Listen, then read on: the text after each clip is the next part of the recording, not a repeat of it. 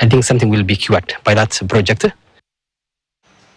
Now, President Donald Trump's administration has withdrawn from a number of international organizations and treaties, including some United Nations organizations. This is said to see reduced funding from the superpower towards key interventions. KTN's Nwakip Kimboy reports. The United States of America has withdrawn and cut funding to a number of United Nations organizations, including the UN Economic and Social Council, Economic Commission for Africa, UN Population Fund, International Trade Center, and Office of the Special Advisor on Africa, amongst others. This follows President Donald Trump's disapproval of how the United Nations has handled a number of issues. What is the purpose of the United Nations? The UN has such tremendous potential. I've always said it. It has such tremendous, tremendous potential, but it's not even coming close to living up to that potential. The United Nations is funding an assault on Western countries and their borders.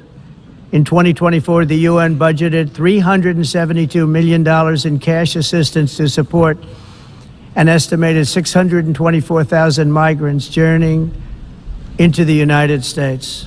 Think of that. The UN is supporting people that are illegally coming into the United States, and then we have to get them out. Majority of the international organizations that the Trump administration has withdrawn from are in the renewable energy space, like 24/7 Carbon-Free Energy Compact, UN Energy, Commission for Environmental Cooperation, Intergovernmental Panel on Climate Change, International Energy Forum, International Renewable Energy Agency, and International Solar Alliance. We're getting rid of the falsely named renewables. By the way, they're a joke. They don't work. They're too expensive.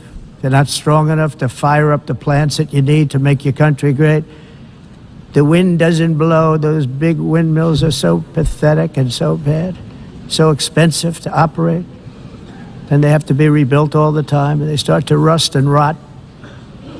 Most expensive energy ever conceived, and it's actually energy. You're supposed to make money with energy, not lose money. You lose money, the governments have to subsidize. You can't put them out without massive subsidies. Withdrawal of the funds will see reduced funding to the UN organizations, of which Washington has contributed a huge chunk, with the US contributing almost a third of all UN funding in 2025, a move that will likely affect the effectiveness of the UN interventions.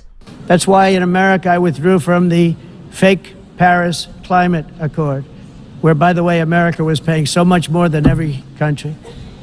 Others weren't paying. China didn't have to pay until 2030. Russia was given an old standard that was easy to meet, a 1990 standard. But for the United States, we're supposed to pay like $1 trillion. And I said, this is another scam.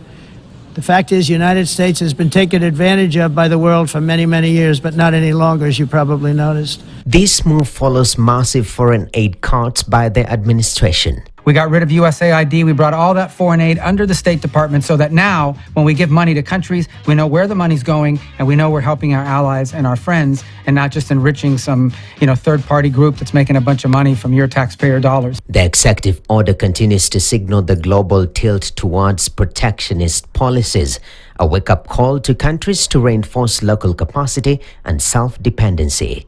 Nwakip Kimboy, KTN. Now, as trade volumes